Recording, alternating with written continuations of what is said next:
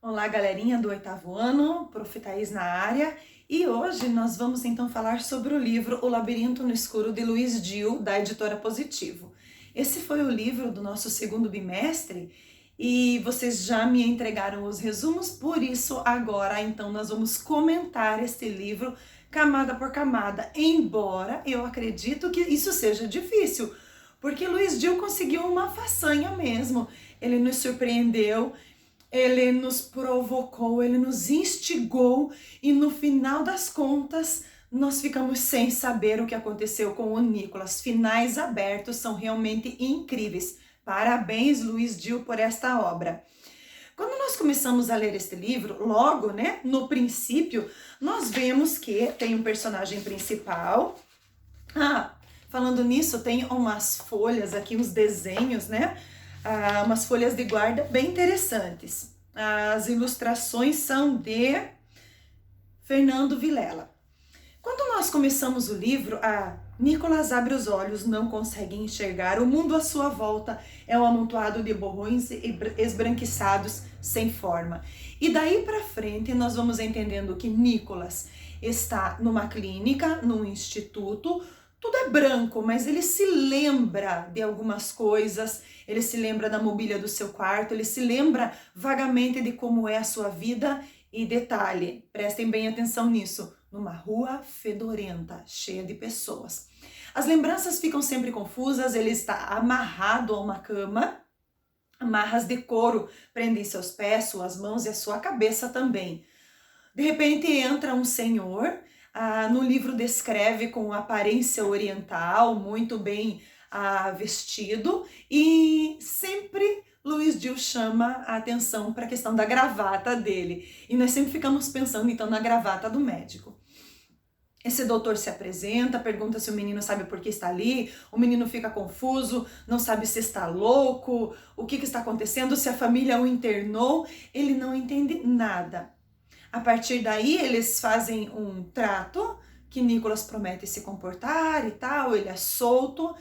Ele conhece dois enfermeiros que trabalham no instituto, Floyd e Verônica. Floyd, um homem corpulentão, fortão, que dá conta dos pacientes que ficam agitados. E a Verônica, uma enfermeira muito bonitona, que anima a questão para os boys que estão lá internados, Faz uma graça, conversa, é super simpática.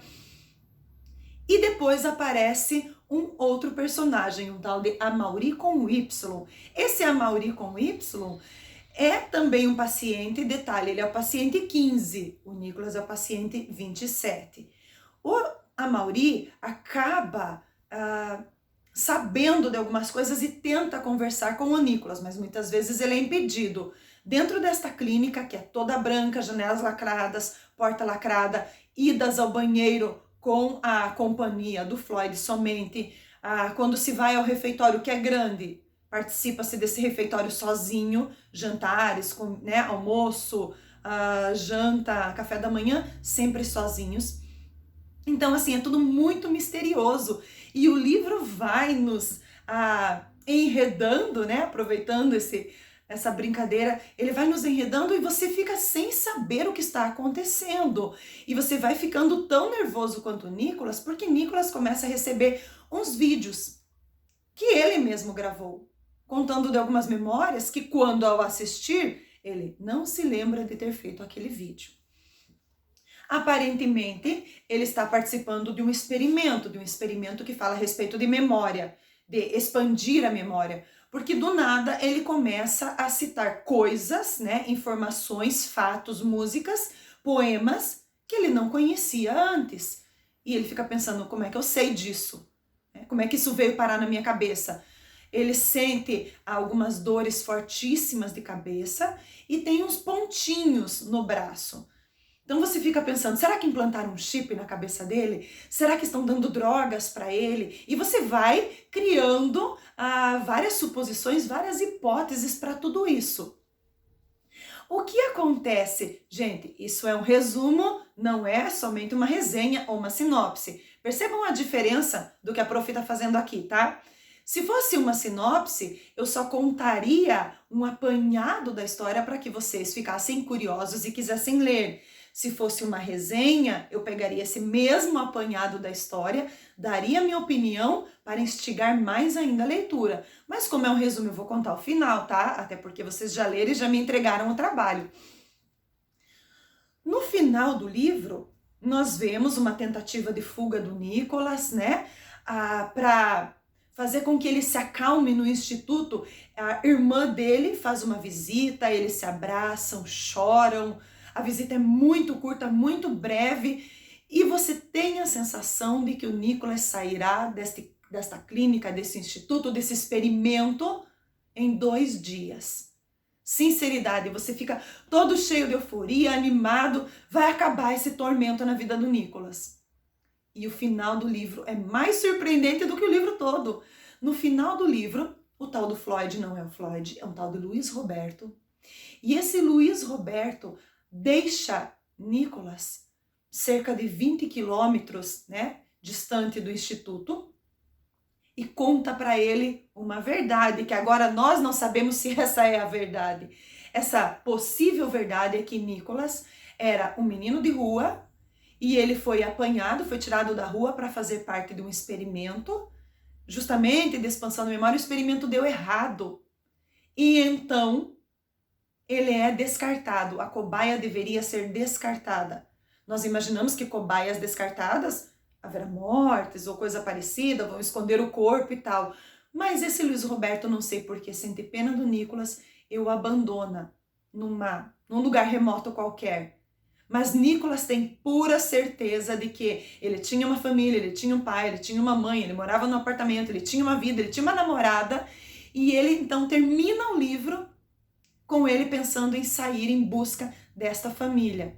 E você não sabe então se realmente era verdade que ele tinha essa família, ou se o que o Luiz Roberto disse a ele, né? Será que é Luiz Roberto mesmo? Disse a ele que ele era um garoto de rua e aquelas memórias sobre a família foram implantadas.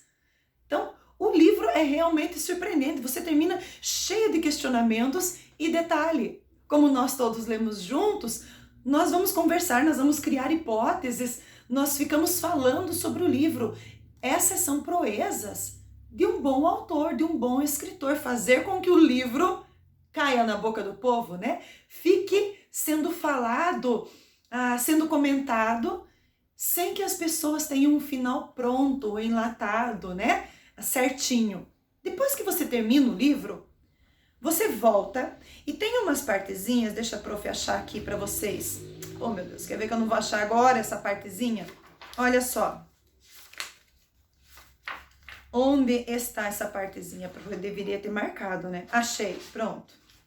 Tem umas partezinhas que são assim os apêndices no livro, que quando você está lendo linearmente, né, fluidamente o livro, você não entende para que serve. A mãe de Luiz Roberto está fascinada com a televisão em destaque na sala dele, tem uma continuação, e diz que o Luiz Roberto reflete certa amargura por ter conseguido esse dinheiro. Se lê esses apêndices e diz isso não serve para nada, que informação alheia, né, aleatória jogada dentro do livro. Quando eu terminei o livro, eu voltei para entender esses apêndices. E na verdade, aparentemente, Luiz Roberto não gostava do que fazia. Ele ganhava esse dinheiro, a mãe dele estava contente por estar recebendo, né, por ter esses privilégios e ver o seu filho crescendo na vida, mas ele estava descontente com as coisas que ele fazia. E tem um outro apêndice que fala sobre lidar com corpos, lidar com mortos, e que ele não gostava muito disso. Então, eu entendo, eu imagino, alguns de vocês discordaram, eu imagino que o Amaury morreu, que quando a Amaury tentou fugir, tentou instigar Nicholas para fugir, a Amaury morreu. Essa é uma hipótese minha. Depois tem mais um apêndice de uma moça falando de balada, de perfume, de sair, de gatinhos, de crushes. Eu imagino que é a Verônica, né, tendo a sua vida fora da clínica. E tem um outro momento também falando de uma suposta atriz que está tentando compreender as dores e entender a história do personagem para poder atuar, que seria a atriz que interpretou a irmã do Nicholas. Então, depois que você lê, tudo isso faz sentido, mas você precisa retornar, né? Não é uma leitura fácil, por isso é uma leitura tão instigante. Eu realmente gostei desse livro, ele me surpreendeu. Terminando então, né, essa questão do livro do bimestre, o que se espera de um resumo? Um resumo é contar uma história, meus lindos, com começo, meio e fim. Imaginando que quem está lendo o resumo não teve acesso à obra, então ele precisa saber quem é o autor, qual é o nome do livro, qual é ou quais são os principais personagens, onde se passa a trama, né? Qual é o principal conflito, onde desencadeia o principal conflito, qual é o clímax da história e o desfecho. Clímax da história, quando chega mesmo a irmã do Nicholas e ele vai sair da clínica e você tem uma quebra de expectativa porque o desfecho é totalmente outro. É isso que se espera de um bom trabalho, é isso que se espera de um resumo, né? Feito em cima de um livro do bimestre, e virão outros e nós teremos mais livros e eu espero que vocês continuem tendo prazer com essas leituras, viu? Deus abençoe a todos.